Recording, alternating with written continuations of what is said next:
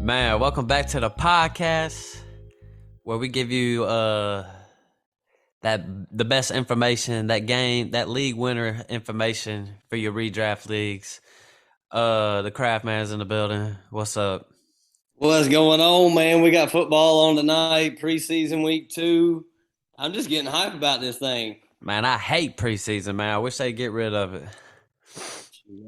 Yeah, I'm about as hype as like a drunk at a bar right now, man. I'm feeling good. Hey, Feeling good about football being back on, man. It should be a national holiday. September 7th should be like over Christmas, man. Yep, I agree. Definitely over Christmas. I ain't gonna say Thanksgiving, but Christmas for sure. Oh, because you got football on Thanksgiving, so Yep, no you doubt. can celebrate both. So today we about to get into some sleepers. I got a few sleepers. Kraft's got a few sleepers. Digging a little deeper into the mud. You gotta have these players. You want to try to get the best value. So if you can hit on some of these guys that got a little bit of upside, who are getting drafted way low, that's the goal. Super low, right? Like last round type stuff. I mean, we didn't. I don't think me or you did any like sleepers that are just like, oh man, Trey Lance. Trey Lance is a sleeper. He ain't a sleeper no more. No, I mean, definitely not. These are like some coma patients, man. They ain't woke up. It's gonna take them a minute. So I got 3 of them. You got 3, and I'll just go ahead and start. You can just tell me what you think. I did, and I'm not sure what you did, but for sure I went outside the top 48 because I looked outside the top 36. There's some obvious ones. So I went outside the top 48. So we're talking wide receiver 5 range, and I'm calling them sleepers. If you don't consider them a sleeper, oh well, we're giving you some wide receiver 5s. We're giving you people you should draft anyway. Exactly. So if at his ADP at 49, I got Kadarius Toney as a sleeper. I mean, we saw what this dude did in just one game.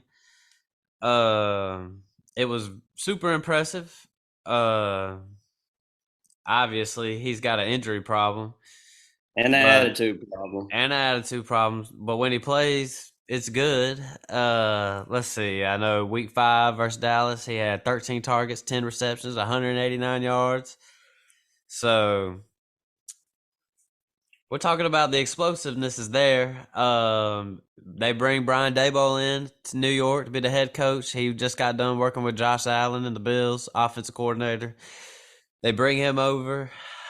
And they're saying he's going to get that offense working. Now, look, I'm not saying I'm a huge believer that this is going to happen because the Giants just haven't been a buttoned-up organization for a little while. I'm starting to I like Daniel Jones. I think he's okay, but I don't think he's just a complete bum. But they just can't ever get it going. But if the offense is running good and Brian Daboll is fixing it, that to me, that means that Saquon Barkley is having a good year. Kadarius Toney's probably having a good year. So I've been kind of buying into Kadarius Toney and Saquon a little more as of late. If they get that offense running, Kadarius Toney could definitely, the upside is there. He's very talented, so what say you? Man, I'm definitely in on drafting old Kadarius Toney as an upside play, man. It's all about. You've had some really good news and some really bad news about him. Like you're really taking a shot. Like early in the offseason, they were talking about trying to trade the dude. I wish it would have happened.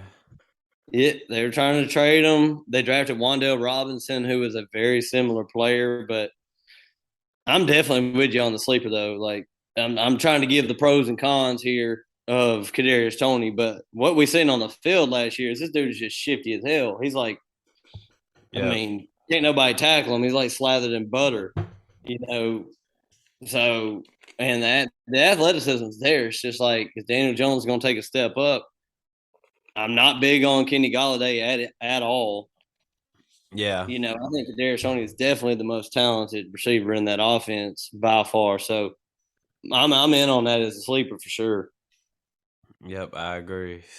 So what you got for me? Man, I got old Isaiah McKenzie as one of my From the sleepers dogs. from the Dogs. He hadn't done all that much in the NFL so far, but all the reports from camp, and I try not to get that hype, that hype on preseason talk and beat reporter talk. But if this man is the primary slot receiver for the Buffalo Bills with Josh Allen at quarterback, you're going to get a very good season out of Isaiah McKenzie. He's getting drafted as the wide receiver 68. Yeah. If you do the math on that, wide receiver 68 is pick 191, which is the 15th round, which is your last pick in the draft, pretty much, if you're not drafting defenses or kickers. Yep. So take a shot on Isaiah McKenzie that he might be the slot receiver for Josh Allen. We're both high on Gabe Davis, but there is a chance that Gabe Davis don't pan out to be a superstar athlete, wide receiver too. Yep. And if Isaiah McKenzie becomes that wide receiver too, Cole Beasley's gone, Emmanuel Sanders is gone. Yep. Both of them combined for 124 targets last year. Like, where's that going to go? So, this is like a half sleeper. Isaiah McKenzie / Jamison Crowder. I'm higher on Isaiah McKenzie because of the reports out of camp, and he's just a better athlete, in my opinion. Younger. So younger, just faster. If he finally figures out the mental game and is running and is at the right place at the right time with Josh Allen and the offense, I don't think you can go wrong drafting Isaiah McKenzie in the 15th round. Like, if he don't pan out, drop him. But I think he's going to be very solid. Yeah, I'm with you. I like that, and especially if you can get a value like that on a powerful offense. And like you said, you never know. I mean, he's pretty much in a competition with Jameson Crowder, PPR guy himself, but that position's up for grabs. And if Isaiah McKenzie comes out and wins that battle, you never know what you can get from him. He'll definitely outplay his ADP. I don't think there's any doubt about that.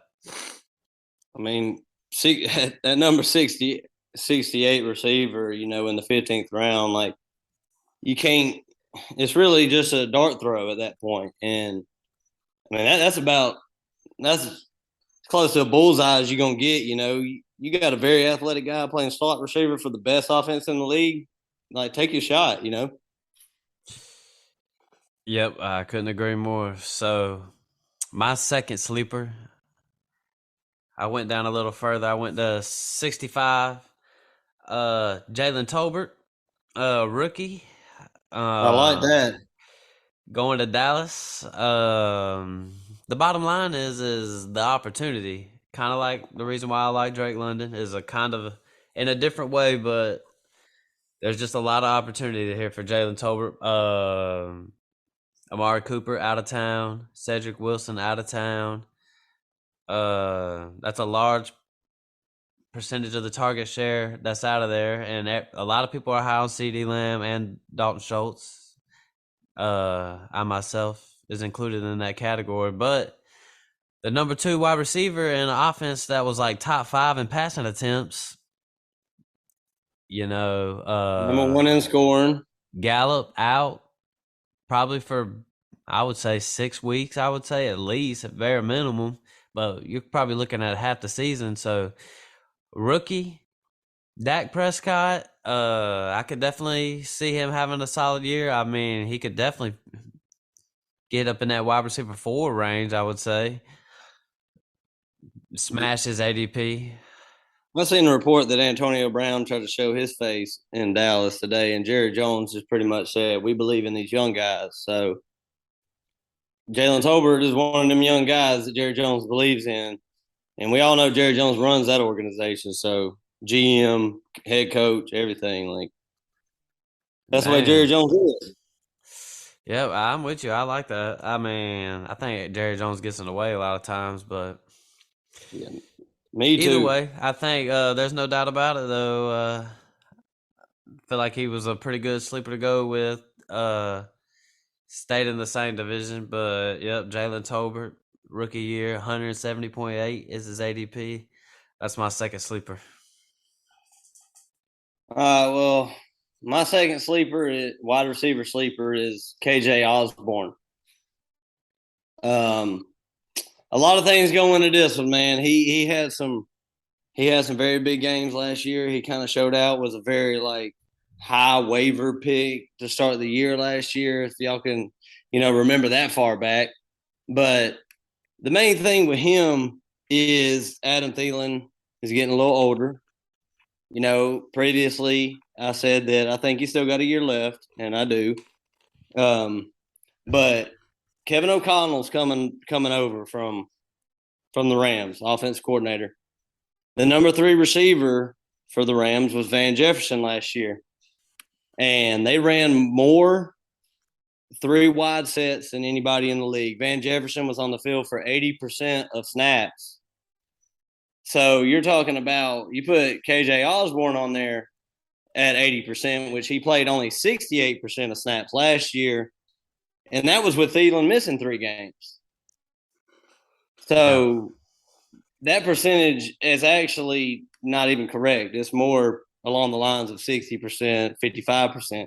So if this man's on the field for 80% of snaps and Adam Thielen may be aging, you're going to see some major Ooh, production out of KJ Osborne this year. that's a good one. So, yeah, I mean, You got me sold. I'm about to go try to go get Osborne right now.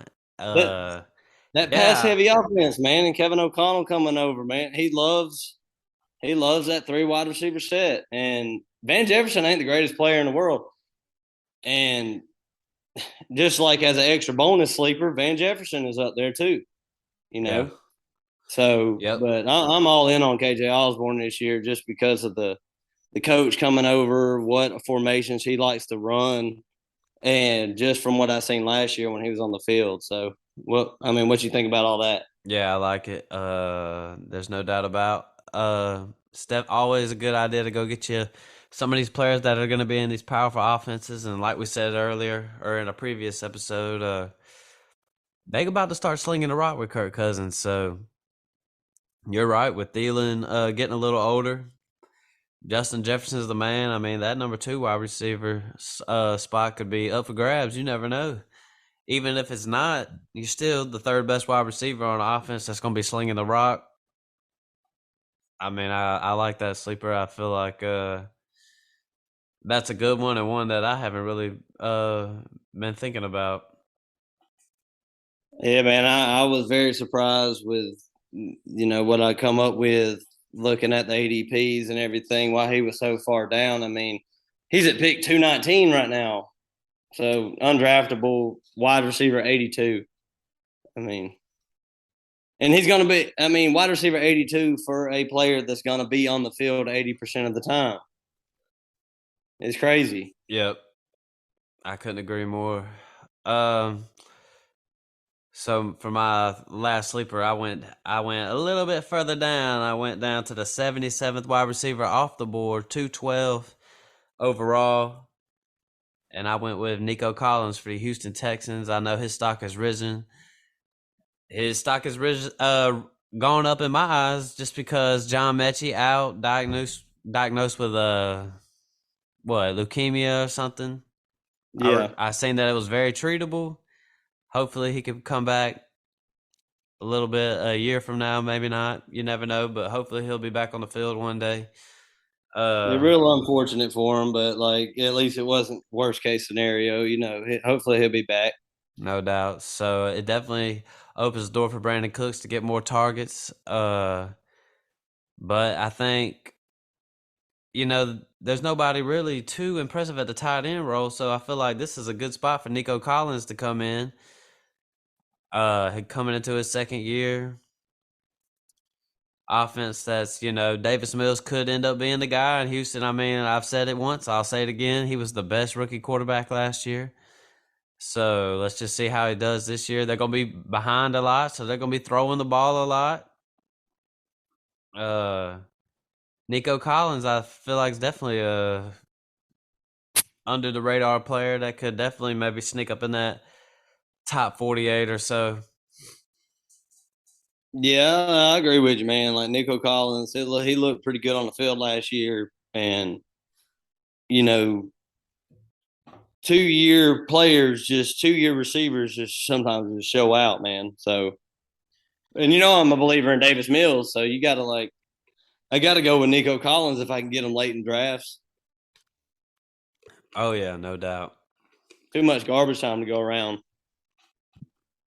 For sure, for sure. So, but this is the one that Matt has no idea about. It's gonna piss him the hell off when I say that shit. And it's only 3 letters. It is MVS. Oh my god. Marquez Valdez Scantling. All right. Sounds like something you put a junk drive in. Yeah. MVS. Yep. Sounds like a disease you don't want. MVS. Like, I mean, this guy got paid 3 year, 30 million deal to go play with Patrick Mahomes. Man, he's trash, man. Okay. Uh, all I gotta say, all I know is from in the preseason, this man has been running in 2 wide receiver sets with Juju. Which did either one of us have Juju listed in our top 36? Nah. Do you think a Kansas City wide receiver is going to finish in the top 36 if you had to put your money down on it? Nah. You don't think any of them going to finish in the top 36? None of them. I think maybe Besides, Sky I Moore. mean, Kelsey. Sky Moore. That'd Ooh. be a reach, though. That's a reach. I'm just That's saying he's. that's like dynasty. That's dynasty money there. I mean, I'm just saying that. I mean, MVS. Are you serious? I'm just gonna be honest. I couldn't disagree more with this take right here. I knew I knew you were gonna do it too. I MVS. knew you were gonna But do look, it. if he comes out there and he finishes in the top 36, I'll take my hat off and I'll say I was wrong about him. But I just don't Man, see it. I'm a Packers fan, die hard. I watched this man play last year, and Win. what do you mean He win? stays hurt all the time, man. Does he even He play? wasn't. Nah, he wasn't. He wasn't hurt last year. This man was putting up like numbers. It wasn't big numbers, but he's playing behind. I mean, Aaron Jones is catching a bunch of passes. Devontae is the main guy. Travis What do you Kelsey. got? Travis Kelsey is going to be getting doubled. Like Travis Kelsey is not. Would you say Travis Kelsey with Tyreek Hill leaving, is that a good thing or a bad thing for Kelsey? I think it's a bad thing. I think he's gonna be the number one tight end I mean, overall. that's not hard. That's not hard to say, but he ain't gonna have his best year this year. Well, that's what I want is the number one guy at the position. I'll definitely take that all day. I think. I mean, I think Mark Andrews is the number one guy at the position, but Yeah. like, I mean, you got Kelsey at 33. You think Kelsey's best year is gonna come at 33 years old with Tyreek Hill gone, not taking any attention away from him? He's gonna be solid, and he's still gonna be one of the best tight ends. But there ain't that many great tight ends in the league, but I don't know. Where is You take a spot. MVS? You're just trying to take the spotlight away from MVS. Is what you're trying to do. Where By is talking about. MVS going? And He's at wide receiver 52. wide receiver 52. Well, Wide receiver 52. So you're not spending much on him, but you're betting on the contract. 3 years, 30 million. Juju got 1 year, 3 million, 3.25 million. I'm not a big fan of Juju at all. If I had I to ain't a pick the big most fan of none talented, of them. but you get somebody's going to do something in this offense, man. And I'm not saying MVS is going to finish in the top, even in the top like 20. I could see top 24. I could see Nah, top you are 24. out of your mind saying that. Don't even lie. You know you don't think he's I going to finish seen in the this top man. I 24. seen this man play last year with the Packers. His athleticism is off the charts. He just has bricks for hands. But I mean, he's averaging almost 18 yards of reception. He's right there at the top with like Jamar Chase as far as yards per catch goes. He's a deep threat. Like I seen him last year, and athletically, he's a good receiver, and the Chiefs obviously seem the same. They paid him all that money. I knew Yeah. you were gonna hate it. I knew you were gonna hate this state. That's why I didn't tell you about it before I did it. That's why I saved him for last too. His ADP is way too high for me. At 52, He'd have to he's drop in the going. 70s for me to take. He's going by. He's going right by. Would you take Marquez or I ain't gonna say his name MVS, or would you take Kenny Galladay?